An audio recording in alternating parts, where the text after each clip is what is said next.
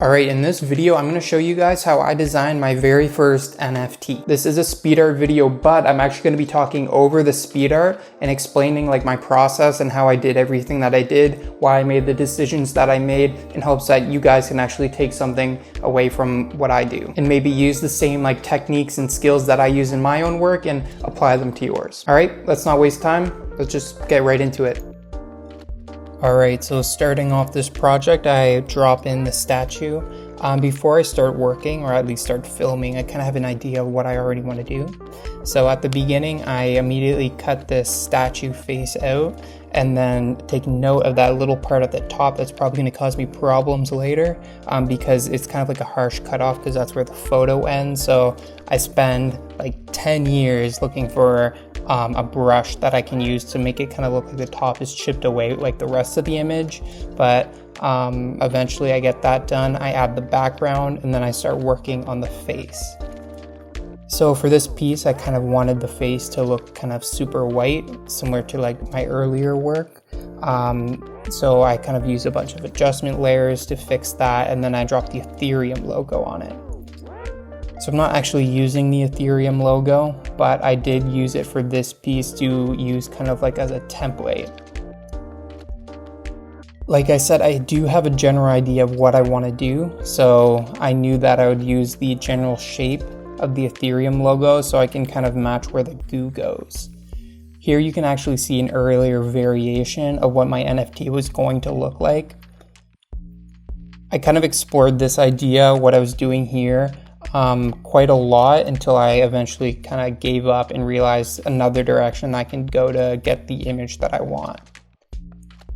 So I kind of took a break from that, and then I used an image from Google Images for a rock, like a cracked rock, and kind of outlined the cracks in the rock, which is completely fine to do because I'm not using that in the final product.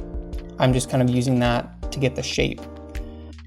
Then I used that shape to mask out the eyes of the statue, and now it kind of looks like it's broken up. So then I duplicated the statue and then kind of rotated it and darkened it a little bit so it looks like there's kind of multiple layers, so it looks more realistic. Like if you were to smash a rock, it would look like something similar.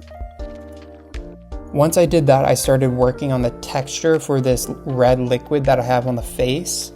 I already gathered a bunch of images that kind of look flowy and gooey that I already knew I wanted to use, and I started using the warp tool to warp them in a shape that's similar to the Ethereum logo. I did this mostly on the edges first, so I could kind of get an outline of what the goo would look like, and then I could use that shape to mask out the rest of the liquid, if that makes sense, because the liquid can't be like a hard corner and a hard edge like the Ethereum logo is. It needs to be kind of flowy and like random.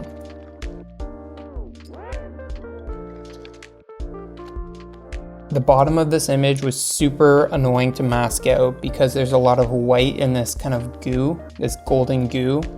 So I couldn't just use like a color range. So I did have to use like content aware fill and then manually draw it in. Once I got that in, I kind of had to spend some time explaining where the goo is coming from.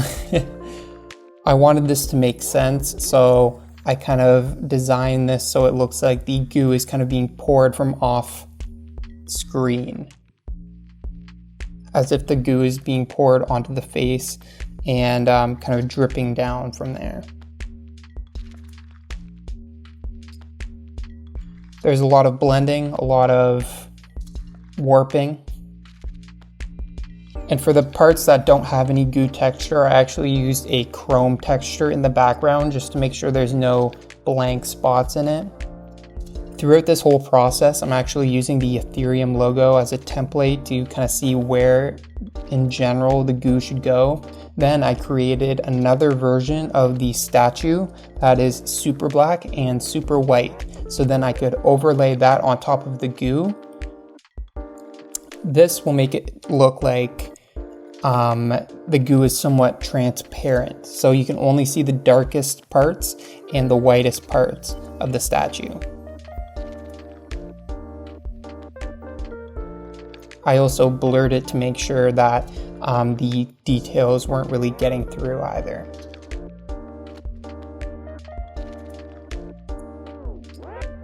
So at this point I realized this shape that I have with the goo does not really resemble the Ethereum logo. It's kind of more of like a distorted diamond, and I kind of had like a triangle. So I had to, a challenge with this was making that goo extend to the bottom of that diamond, but making it look kind of natural and not ruining what I already have.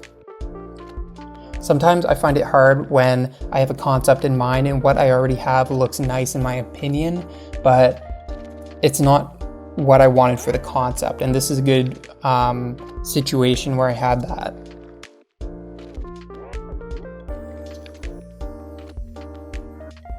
So I spent some time kind of refining the edges of this red liquid and making everything blend together and look like it's one piece instead of something I put on after, which it totally was.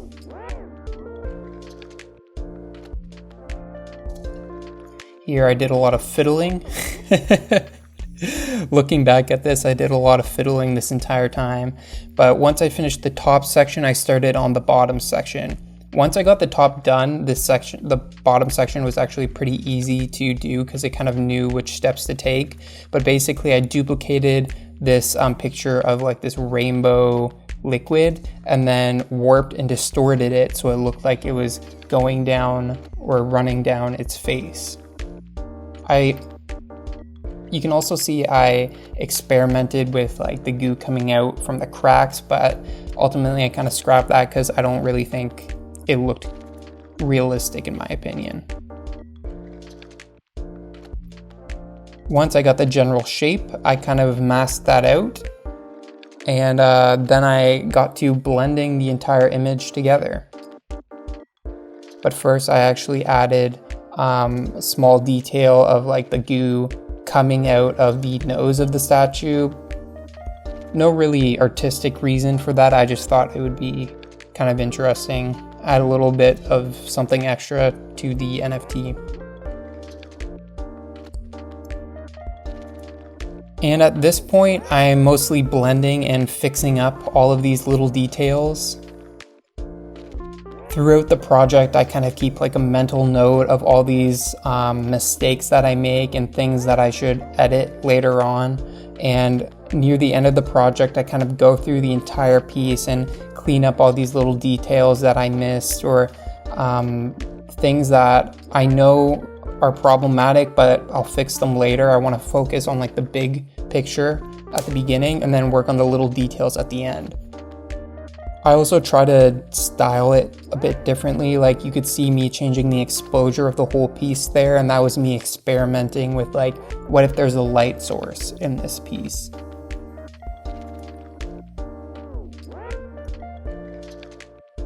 Usually I'll try like these random style changes at the very end of the project. Like I might change the color of something or like see how it looks rotated a little bit. In this case, I didn't really end up doing either of those.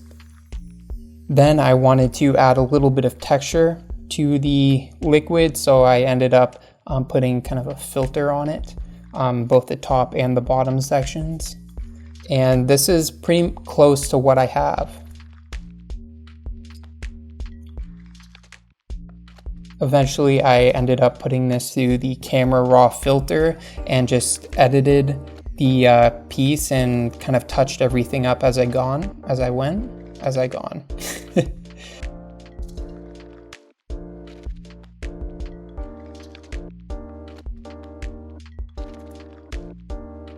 And that's how the NFT was made. By the way, if you guys want to check out the NFT, I'm going to leave a link in the description to the NFT on OpenSea, or if you want to purchase it. All right, guys, that's the video. If you guys have any questions about anything I did, then let me know in the comments and I'll answer every single one. I feel pretty strongly in saying that one of the best ways to learn like photo manipulation and Photoshop compositing is watching speed art. So I like making these videos for you guys so you can kind of see like behind the scenes of the stuff that I make and actually get like an in-depth view of how it's made. All right, please subscribe if you like this. I post stuff like this every single Wednesday. See ya.